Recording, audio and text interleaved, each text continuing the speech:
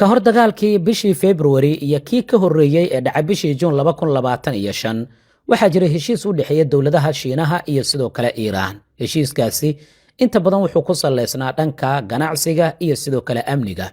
Shiinahana waxaa loo arkayay mid ka mid ah dalalka maalgelinta ugu xoogan ku sameynayo ee dalkaasi Iiraan. xogta iyo warbixinta Financial Times iyo warbaahinada kale ay qoreen aan kula wadaago iyo macluumaadka soo kordhay ee ku saabsan satellite-ka la sheegay Shiinuhu inuu ku caawiyo dowladda Iiraan. Shiinaha waxaa la sheegay in dowladda Iiraan ay siiyaan dayax gacmeed wax basaasa. xogta dayax gacmeedkan waxaa la sheegay dowladda Iiraan inuu ka caawiyay in la burburiyo hanti muhiim u ahayd Mareykanka oo taale gobolka Bariga Dhexe. sidoo kalena waxa ay ka caawisay in sumcaddii hubkii ugu muhiimsanaa Mareykanka dhulka la galo.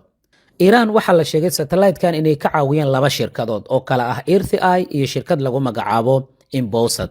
bishii September 2024 waxaa jiray heshiis $36 milyan oo dollar ku kacayay oo dhex maray dowladda Iiraan gaar ahaan ciidanka ilaalada kacaanka ee dowladda Iiraan mas'uuliyiinta ugu sarreeya iyo shirkadahani. waxaana Shiinaha la doonayay in satellite-ka laga iibiyo. maxaa lagu heshiiyey?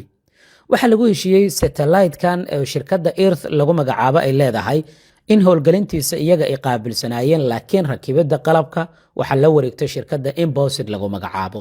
si aan u ogaano marka arrintan waxay Iiraan ka caawisay aan bal dib u laabanno.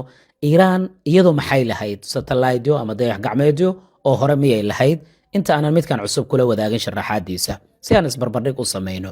Iiraan marka hore waxaa la sheegay inay haysan jirtay ilaa iyo 3 nooc oo satellite ah. kan koowaad waxaa la yiraahdaa Zevra Labo.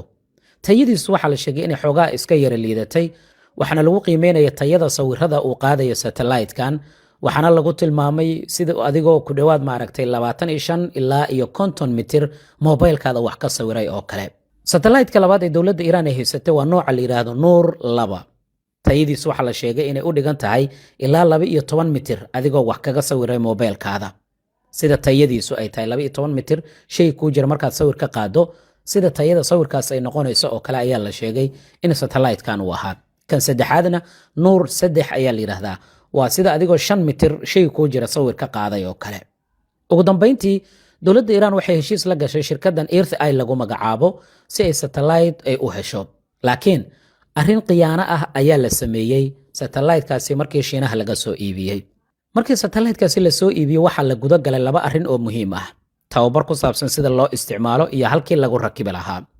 hadda markii uu dagaalkii u bilowdo marka 28 February waxaa la sheegay Iiraan inuu u fududeeyay satellite-kan helidda macluumaadyo muhiim ah oo ku saabsan saldhigyo badan oo qaliijka ku yaal.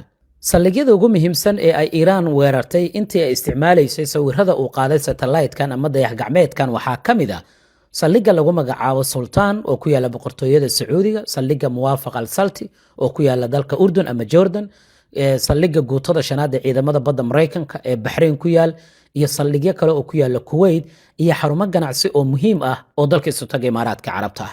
marka waxaa la sheegay in xitaa 5 diyaaradood ee hawada diyaaradaha kala shidaalka ku siinaya ee Sacuudiga lagu burburiyay in la isticmaalay sawirada dayax gacmeedkan uu soo gudbiyay. sawiradaas oo muhiim u ahaa dowladda Iiraan xilligii dagaalka lagu guda jiray. laakiin wargeyska Financial Times wuxuu leeyahay waxaan gacanta ku dhignay dokumentiyo iyo sawiro xitaa satellite-ka ama dayax gacmeedkan lagu qaaday saldhigyadii la beegsadayna waan helnay mid ka mid ah xitaa waa la soo bandhigay. waxaa la isweydiiyey marka waa maxay arrinta khiyaanada ah?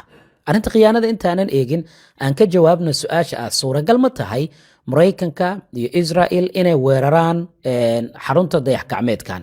jawaabta waxaa lagu koobay maya. sababtu waxay tahay arrinta khiyaanada ah ee cajiibka ah ee Iiraaniyiintu ciyaareen.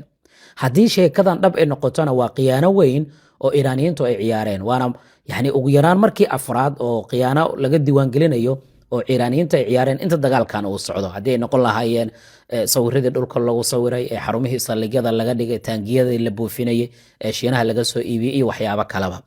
waxaa la sheegay marka arrinta khiyaanadu inay tahay in heshiis markii horeba lagu gaaray xarumaha dayax gacmeedkan in laga dhigo meelo kala duwan.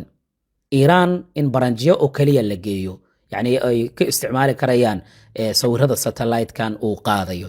laakiin xarumaha ugu muhiimsan la geeyaa meel kale oo Iiraan ka baxsan.